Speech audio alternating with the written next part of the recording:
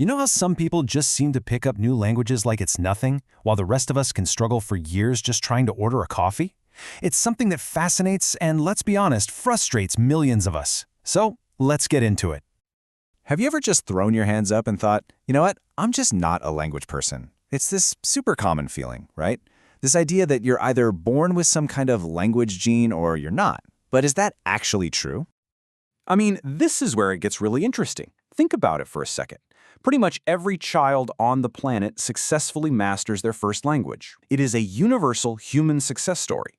But then you look at learning a second language and the results are, well, they're all over the map. Some people become incredibly fluent while others just can't seem to get off the ground. So what's going on here? What explains that huge difference? Well, decades of research tell a completely different story. It's not about one single magic gene. It's actually about something way more interesting, an entire system that's operating inside of you, kind of like a personal computer. And if you can understand this system, that's the first real step to becoming a much better learner. Okay, so our system basically has three core parts. First up, you've got your hardware. This is your brain's natural cognitive abilities. Then you've got the software. These are your personal learning styles and your emotional settings. And finally, there's you, the user, which is all about your beliefs and, crucially, the actions you take. So let's break each one of these down. All right, let's start with the hardware. These are the underlying cognitive abilities you bring to the table. You can think of them like the factory specs of your brain. They're relatively fixed, sure, but they set the foundation for absolutely everything else. And the most important piece of this hardware is what researchers call language aptitude. Simply put, it's your natural talent for learning languages. And get this, along with motivation, it's one of the two single biggest predictors of who's going to succeed. So, what is it exactly? Well, the legendary researcher John Carroll broke it down into 4 key skills. You've got phonemic coding, which is just your ability to hear and remember new foreign sounds.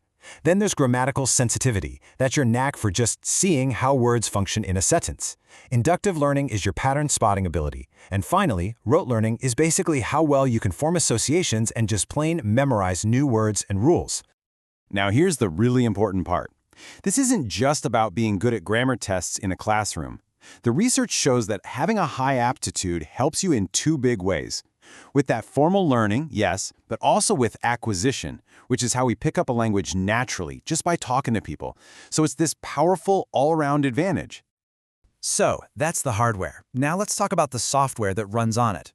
If aptitude is your brain's processing power, then your software is all about your personal settings, your preferred ways of learning, and your whole emotional vibe towards the task.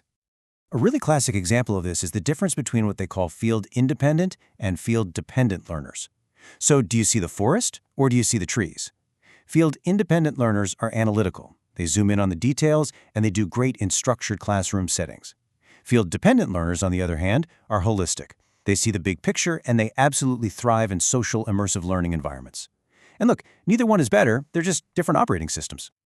Okay, so beyond learning styles, there's another piece of software that is just a total superstar. In fact, when you look at all the research, it really points to 2 major factors that predict success more than anything else. We already talked about the first one, aptitude, your hardware. The second, and a huge part of your software, is motivation. But motivation isn't just one thing, right? For example, are you learning French because you just love French culture and you want to connect with people? That's called integrative motivation. Or are you learning it because you need it to get a promotion at work? That's instrumental motivation. And both can be incredibly powerful drivers. I absolutely love this quote from Wallace Lambert, one of the pioneers of motivation research. It's such a great reminder that real motivation is deep and complex. It's not something you can always measure with a simple survey. It's about a person's core identity and what they really desire. And where does that motivation come from? Is it extrinsic? Are you driven by rewards or pressure from the outside? Or is it intrinsic? Is it coming from your own genuine enjoyment and satisfaction in the act of learning itself? The research here is really clear. The more your motivation is intrinsic, the more it comes from you, the more likely you are to succeed. Which brings us to the final and honestly the most empowering part of this whole system, you, the user. You're the one in the driver's seat, operating the hardware and the software. And the choices you make, well, they make all the difference in the world. And it all starts with what you believe. Your core beliefs about what a language even is and how you think it's learned. Those beliefs directly shape the strategies you use and the actions you take day in and day out. So check this out. This table shows two completely different mindsets in action. A learner with a quantitative view might think that learning is all about memorizing grammar rules and translating every single word.